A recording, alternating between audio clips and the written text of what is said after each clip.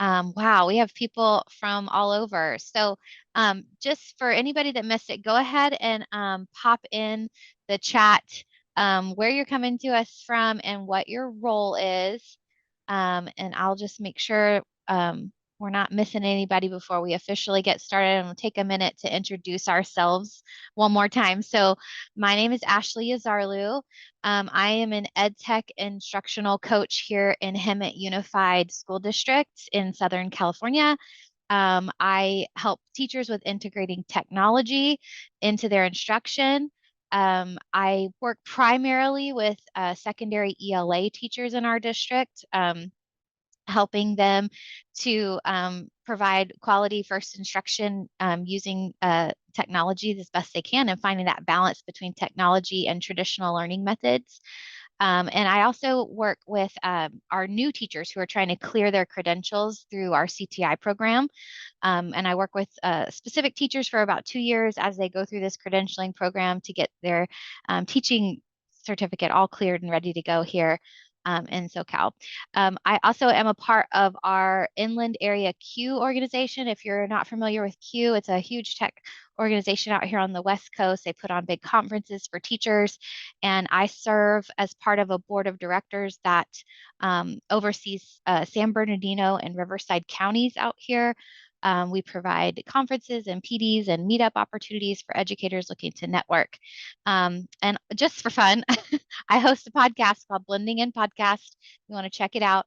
On the podcast, I interview innovative teachers who are integrating EdTech in their world. And I'm here today with my partner in crime, Resego. Resego, you want to introduce yourself?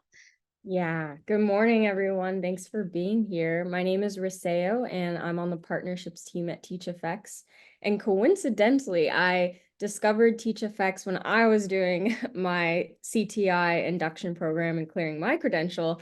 And I had reached out to the TeachFX team about 3 years ago and was looking for integrating TeachFX into my practice and collecting evidence of learning. So definitely a believer in TeachFX and really excited to share a little bit more about it and be with you all here today. Yeah. So it's funny. I actually discovered TeachFX by accident. There was a person here delivering some professional development, and she had a TeachFX sticker on her water bottle. And I was like, "What's TeachFX?" And she told me about it, and I was like, "Wow, that's a really cool platform that I think I could use in my instructional coaching practice." So today's session today is really focused on is for instructional coaches or people who are working with teachers to lead and provide them coaching and professional development. How can you use this platform to build trust in coaching relationships? So we're going to have you be a little bit interactive today with Slido. If you've never used Slido, it is a Google Slides extension that you can add into your presentations that kind of adds an interactive element. So in order to join our Slido, you can either scan the QR code and do it from your phone, or you can go to slido.com and enter the code 3847182. And this will open up a separate tab on your screen, and you'll see the option to have Q&A or polls. So throughout the presentation, I'll be asking you some questions that you can respond to in the polls. And then if you have a question that you want an answer to, you can type it in the Q&A. And then at the end of the session, if we haven't addressed that question, then we can circle back to it at the end. So before we get started, anybody having any trouble joining the Slido, let us know in the chat, and Reseo can kind of help you navigate that while I go ahead and get us started today. And I'll keep the slide join code on the next couple of slides so you can get in. Okay. All right, so our learning intentions today. So what are we learning? What are we trying to get out of this session today? First thing is we're learning some important steps to building trust in our coaching relationships. And then secondly, we're learning how to use TeachFX to maintain that trust and enhance our instructional coaching practice.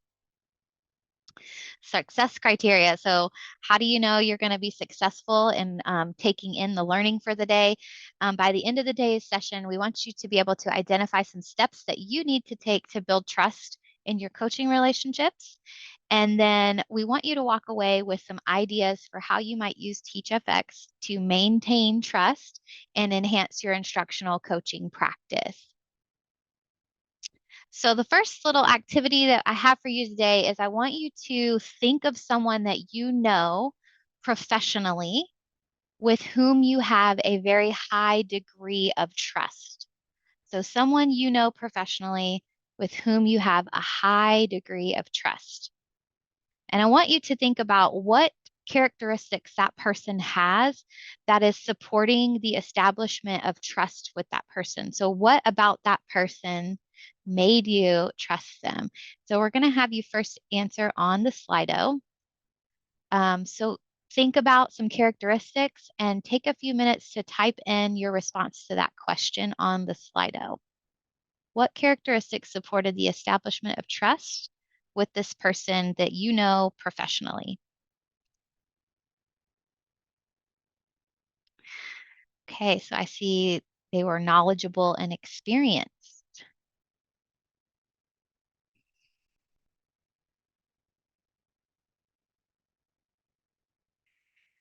They were open to learning and taking risks. They were transparent. They had integrity.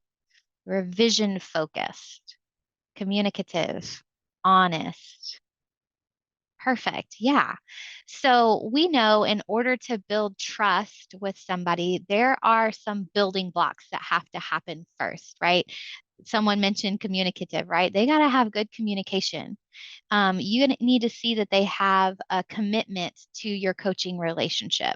It needs to be collaborative and have some sense of compassion. Ability, yeah, can they do the job, right? Can they actually function as your coach? And do they have integrity? Are they going to follow up with what they said they're going to do? So taking the time to build a trusting relationship is the foundation of coaching.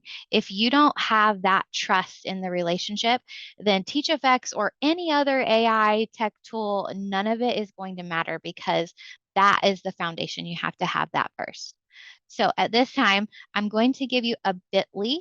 Reseo can pop it into the chat for us.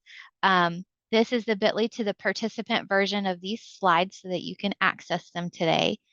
And the reason why you need this bit.ly is because the next activity that we're going to do, I'm going to have you access a digital document that I'm going to have you take some time to read and digitally annotate if you have Cami.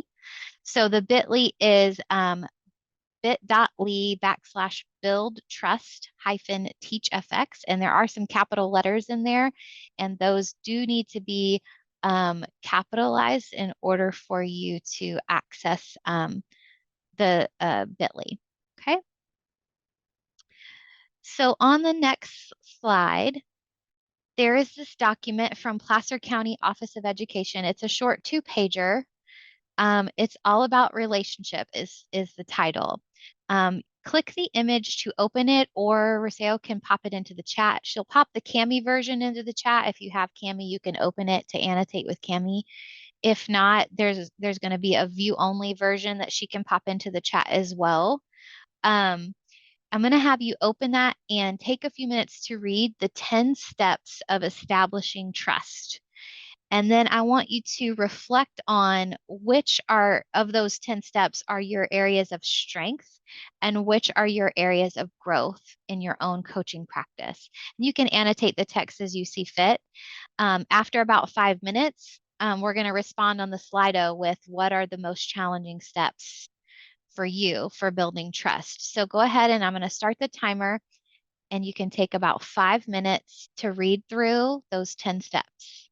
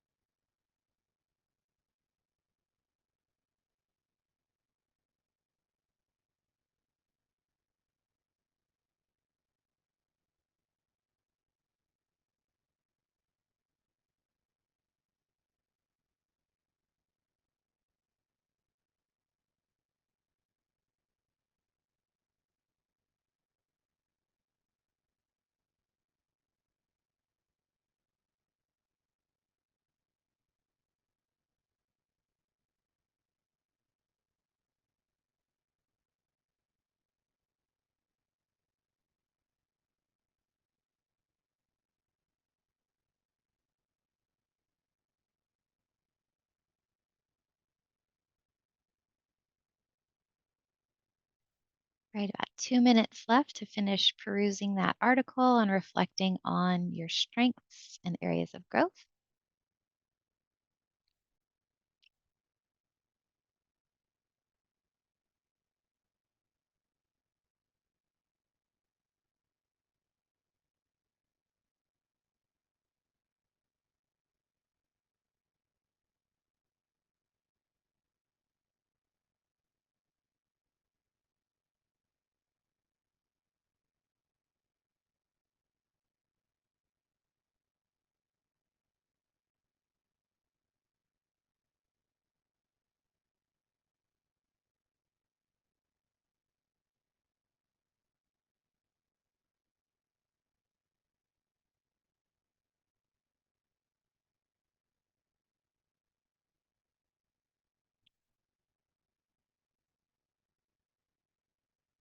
1 minute.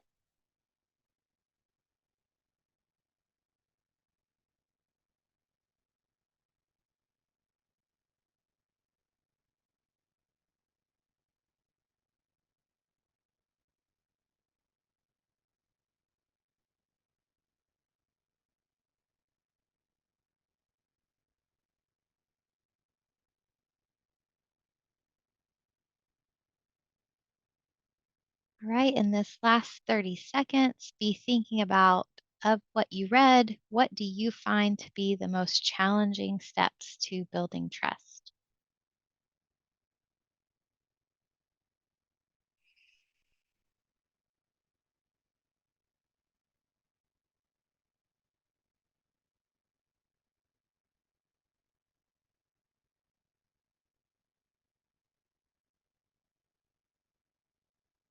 Right, let's hop on over to the Slido. So, what do you think? What are the most challenging steps for you when you're trying to build coaching relationships and trust?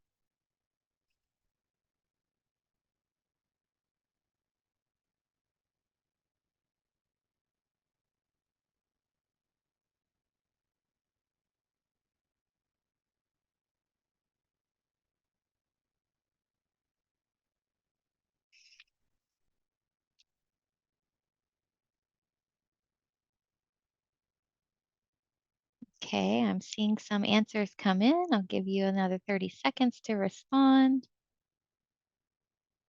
And if you haven't joined the Slido, it's slido.com and there's the code right there, 3847182.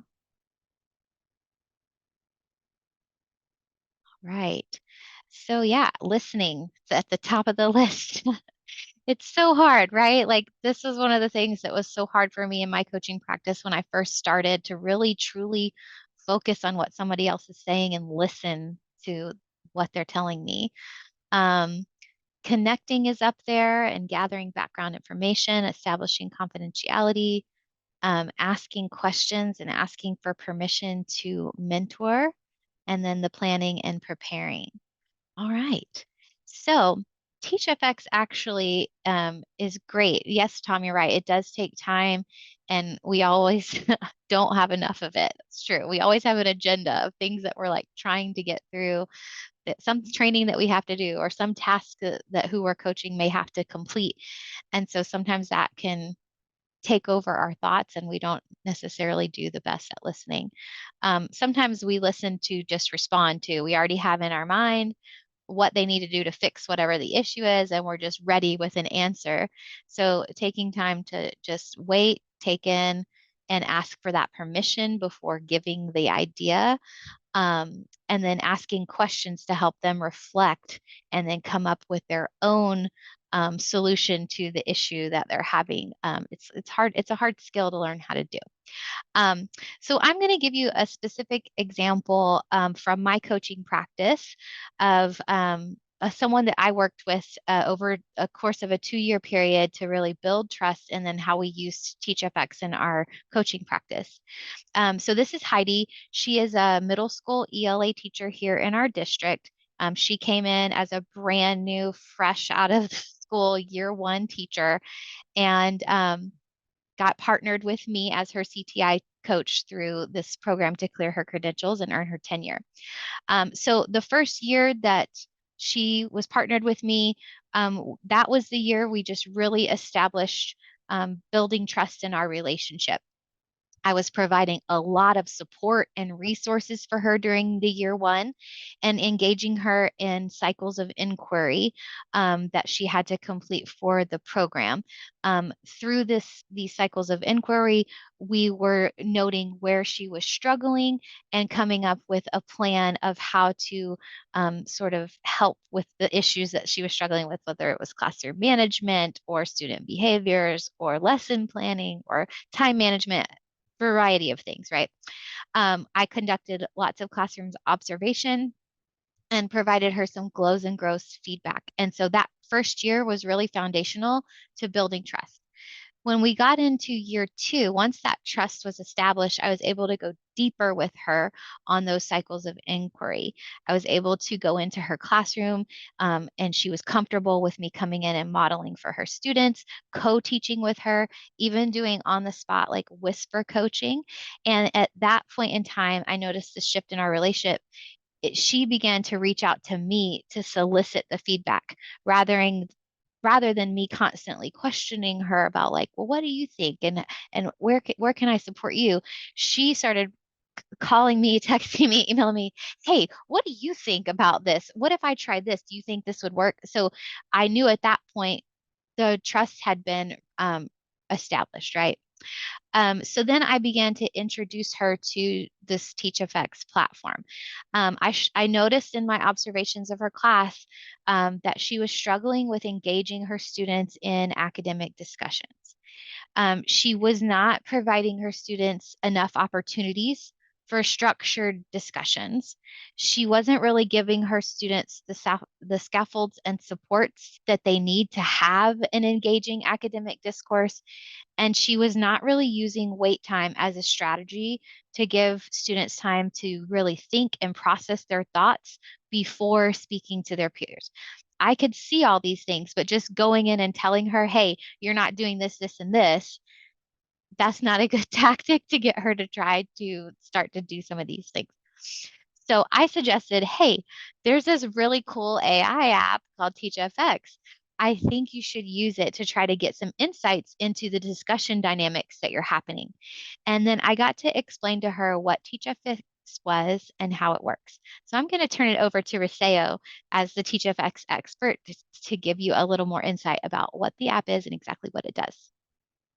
Sure. Thanks, Ashley. So TeachFX is on a mission to promote more meaningful and equitable classroom dialogue. We want to create conversational classrooms, because we know that it starts with relationships. We know that when teachers value their students and their students feel like their voices are heard, there is more community in the classroom, and it's oral participation is a causal mechanism of learning. We know that students bring unique lived experiences into the classroom, and because of that, we want to hear what they have to say as much as possible. We truly believe at TeachFX that students are brilliant, and it's our job as educators to help them shine. But sometimes educators maybe aren't aware of how much they're talking in the class and kind of dominating the conversation. There's decades of research that shows that teachers talk about 80% of the time on average in front of the class. And so we have developed this app called TeachFX, and we've made it as simple as possible to use, because we know that teachers don't have a lot of time, and we wanted to make a really low lift, high impact tool to help teachers reflect on their practice and get automated feedback. So our app can be used on any device with a working microphone, a phone, tablet, laptop, iPad, and you simply press record right before a lesson or class discussion. And then afterwards, you get back a report with lots of different insights on what happened. When you first open up the app and get into the report, you'll see a lesson snapshot. Ashley, if you go to the next slide, yeah, there we go. You'll see some kind of at a glance, high level talk time stats, how many questions you asked, and a description of your lesson. coupled with an AI generated image inspired by this topic of the lesson.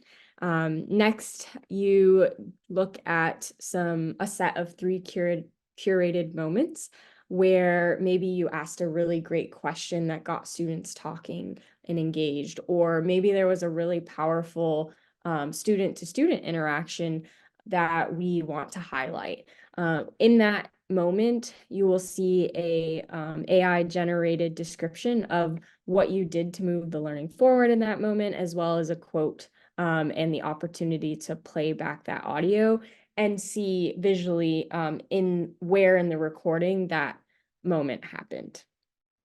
And then if you have time, whether individually as a teacher or with an instructional coach, you can dive deeper into some other insights like student voice, teacher voice. We have questioning patterns. You can look at instances of think time or wait time, the word cloud, which is really popular and shows the 30 most used words among teacher and student, with the biggest word being the most frequently used word, which is a great way to look at use of academic vocabulary and see as a teacher if you're modeling the language you want your students to use, if they're meeting the language objectives in that lesson. So at TeachFX, our main goal is to create ongoing reflective cycles. And we wanted to create an app that is similar to how, athletes reflect on game tape. We wanted there to be this constant growth cycle where you look at what's going on, you make iterations and adjust. And so when we asked ourselves, how can we do this? We realized that it has to be something that's objective. So really just a snapshot of what happened. It's got to be private for the teacher so they can feel some psychological safety. And it also has to be something that, they can use whenever they want, however often they want, and really something that can modify their own thinking and behavior. And so with this whole idea of creating this ongoing cycle of continuous learning, Ashley was able to implement her own way of doing this as an instructional coach. So I'll let her explain that a little bit more. Yeah, so give me a thumbs up or thumbs down in the chat to let me know how familiar you are with the concept of PDSA cycles. This is part of learning improvement science. Okay, Sherry's familiar. Good. So if you're not familiar, this is sort of a snapshot of what a PDSA cycle of inquiry looks like. You kind of have to start with some sort of data. It can be observational, it could be hardcore data, it could be anecdotal data, but you're taking some information or data and taking a look at it to make a plan of something that you want to do inside of your classroom instruction. Then after you implement whatever this change idea is, you take time to reflect and study the outcomes of that, and then make changes again to start the cycle all over again. So this is essentially what we call a PDSA cycle of inquiry. And so how I use this with Heidi and with other teachers in my practice is I tell the teacher to first use TeachFX to record a class period of instruction. Or if I'm coming in as a coach, I might ask them if I can use the app to record on observation mode so that we have some like starting data to look at. Then we have a coaching conversation, either virtually or face to face, where we discuss the TeachFX data. If the teacher recorded it on their TeachFX account, because trust is established, right? They are willing and open to share that report with me. If I've recorded it, I'm sharing it with them. So it's a very fluid, open conversation. And we're using, TeachFX actually provides a great reflection protocol, but these are the questions that I would use when I'm looking at the data with a teacher and guiding through a reflective conversation. So first of all, just what do you notice? What do you wonder? What did the data reveal? Like what strengths and weaknesses appeared from the objective data that the TeachFX report provides? And then now, based on this data, what's something that you want to try to improve with your teaching practice?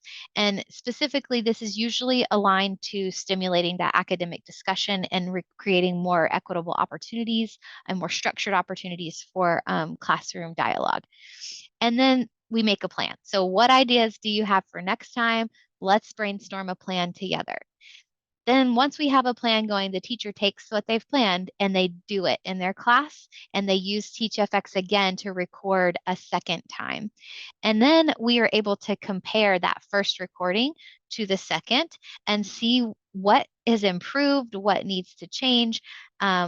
Again, having that face-to-face conversation, either virtually or in person, and then responding to that change to again move forward. And the cycle just continues.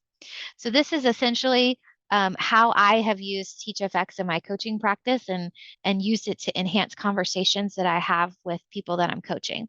So back to my person, Heidi, that I was coaching. Um, this is a word cloud of the teacher and student talk during her first lesson. And she actually said, I noticed the students' most used words were more about things that they had been having side conversations about rather than the book that they were discussing during the instruction. And she didn't have supports during that first recording, so she recognized that her students got distracted, and this was an aha that she came to herself. I didn't have to point out anything to her as a coach because the data is there. It's black and white, right? So what she decided to do for her plan for the next cycle was she wanted to increase the student group talk. So she started to include scaffolds, and this is a couple of the scaffolds that she provided. She gave her students some talk moves. So these are little sentence stems and frames that the students could use during the discussion. And then she added some focused, thought-provoking questions rather than those just generic questions of like, oh, well, what did you think about the book? She actually pre-planned what types of questions that she was going to ask. So that's two things that she did to try to increase her student group talk. And then she also realized that she was talking a lot and she wanted to decrease her the amount of teacher talk. So she started to be really more concise and intentional with her delivery of instructions. And then she also wanted to increase her wait time after she asked a question or after students asked questions. So those were her goals going into a cycle after her first recording of TeachFX. So this is her word cloud from her second recording after she implemented these changes in her practice. So she realized she was able to be mostly the facilitator of the discussion, and that both word clouds from the teacher's talk and the student talk had words from the main questions of the day, which was, do you think Ben should have been banished? I think they were reading The Maze Runner, and why. And then by having a focus question that students were required to take a stance and they were required to use sentence stems, she realized the class talk was more focused. There were higher levels of academic dialogue, and this was like a side benefit. Negative student behaviors decreased during that class period. So this was all from just using TeachFX in one cycle of inquiry. And then we looked at her talk ratio comparison. So you can see on the top, this was her first um, amount of talk that was happening in the class. So that she was talking 52% of the time in class. And the student talk was only at group talk was only at about 10%. So her second recording, she was able to decrease her own talk time by 15% and increase the group talk by 17%. All right. So this is just a few other outcomes from different teachers that I've worked with. I worked with a teacher named Hannah who wanted to be more intentional about providing wait time after asking her pre-planned intentional leveled questions. And she started to realize that giving students that extra 5 seconds to gather their thoughts gave them a chance to really think deeper about their responses. And they came up with some more well thought out responses than they had previously without when she was not giving enough wait time. I also was working with a SPED teacher named Heather, and she really struggled with just getting her class to talk at all. The kids were very quiet and didn't want to participate. And so she started to intentionally plan more opportunities for them to interact so that they could increase their comfortability with interacting with one another. And finally, Ashley B was a high school American Sign Language teacher. She was struggling with some behaviors in her class. And so she actually did something that I thought was really unique. She actually showed the students her word cloud from the TeachFX report. And she allowed the students to reflect on what they had been talking about in class that day.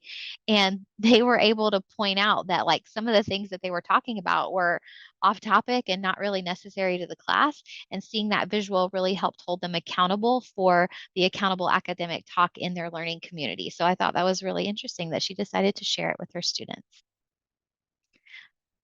So, going off of that and some of the shifts that we saw with those teachers, these are similar to the kinds of instructional shifts that we hope to, see in all teachers. We noticed that when we work with teachers at TeachFX, we see four main instructional effects that happen. The first being the intention effect. Just by simply recording, teachers have increased awareness of what's happening in their classroom, and they know like they're going to be measured on certain things like talk ratios. And so they naturally think more about how they can allow their students to do more of the talking.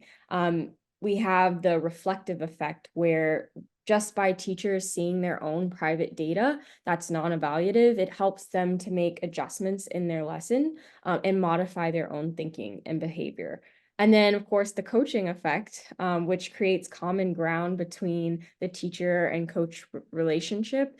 And it allows the coaching conversation to be a lot more rich and intentional, and helps to generate new ideas and strategies to try next time.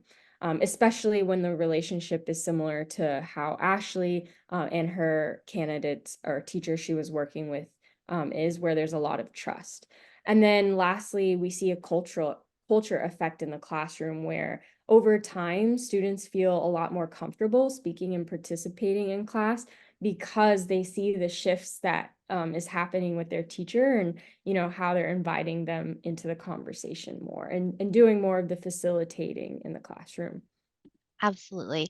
And I can attest, like, I just gave you a snapshot of really one teacher and a couple others, but I've used this with many teachers. And a lot of times I've seen that once I introduce a teacher to the app, they'll take it and run with it on their own. Like, I don't have to even ask them to record or anything anymore. They want to do it on their own because they want to see the dynamics that are happening in their classroom. And so that's been really cool to see that effect as well.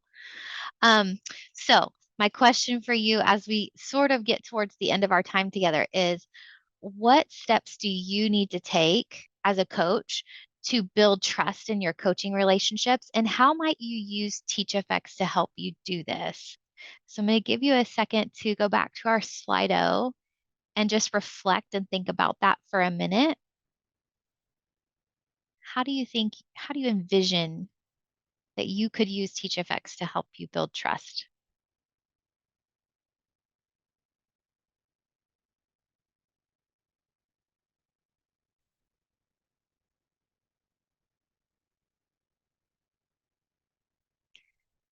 And I really do appreciate you all being such active participants and listeners in today's session. I think some of my teachers would need to see me use the tool in some demo teaching in their classroom. That's a great idea. That is absolutely a phenomenal idea. I actually used the tool myself last week when I was delivering a training for a staff on de-escalation. Like, I put the phone right in the middle of the room and hit record so that I could get some insights into my own, like, teaching of a staff, and how much time I was talking versus how much time I gave my participants to engage in dialogue in the training. So you can use it in that capacity as a model as well. um, yeah, it's unbiased, right? Like, we as humans, we come in with like those subjective thoughts and biases, and the app is really trying to eliminate those biases and give you that objective snapshot. I will say that with AI and bias, we do have to recognize that it's a tech tool, and there's always going to possibly bias like slip through the cracks, but we can be aware of that and look for that when we're reading the reports. Building trust is tough with teacher turnover, yes, and time given for coaching. TeachFX would help provide insight without me being in the room, absolutely. You don't even have to be in the room for the teacher to record. And scheduling blocks of time to prepare for an observation using the tool and then afterwards to reflect on the data. Yeah. Reseo just said in the chat, the power of vulnerability can go a long way. I love that modeling of TeachFX.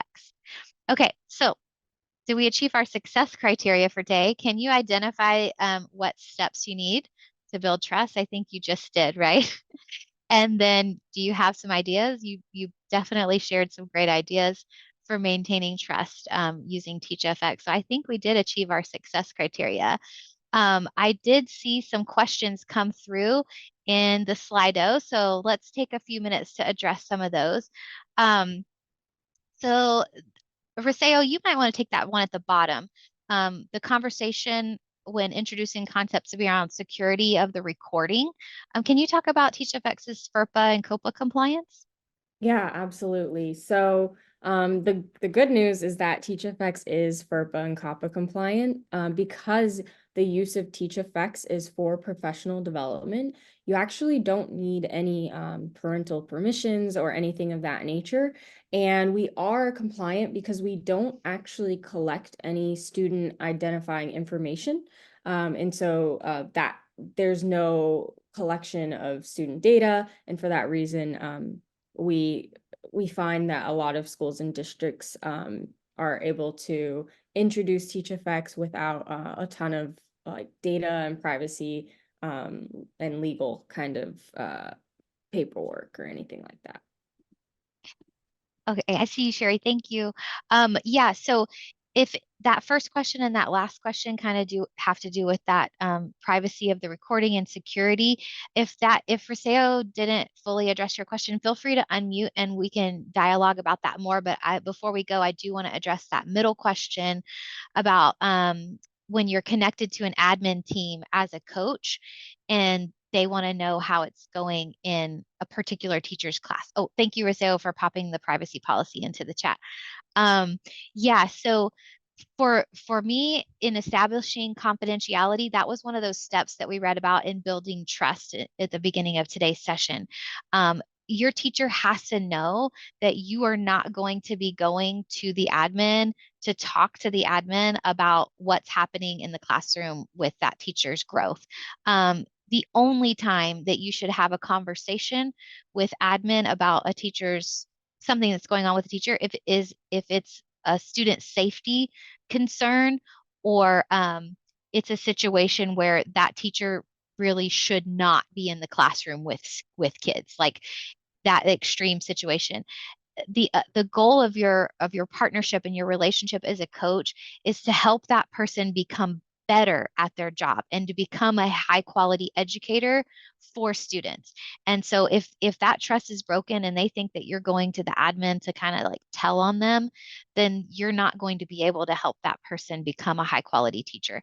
So you have to uh, let them know like this report that I'm recording with TeachFX is not going anywhere. It will not be shared with your admin team. It is your recording. It's for us to have a conversation and reflect on. It's not going anywhere. And their account is private. So if they want to share a report with you, or if they want to share a report with the admin, they can. But you, as the coach, should not share a TeachFX report or any sort of data that you've collected with your admin. That's a conversation you might need to have with your admin about the importance of maintaining confidentiality with coaching relationships. I hope that answered your question. Um, so if you could, we are really grateful that you joined us today. You can go ahead and fill out the session feedback. And if you still have questions, it's such a small group. Please feel free to unmute and we can dialogue for the last few minutes. Roseo has popped the bit.ly for the feedback form into the chat. Um, or you can scan the code and do it on your phone. And as you're doing that, I'll just say thank you. Thank you for being here today. And if you want to check out my podcast, the last episode that I recorded is actually about AI. An author of the book AI and the Future of Education, Teaching in the Age of Artificial Intelligence with Pritt Shaw was recorded, and we had a great conversation about reframing our mindsets about AI in education. So if you have time, give that a listen. And we really appreciate you being here today. If you're not logging off, feel free to unmute and chat with us about any questions you still have. And thank you for coming.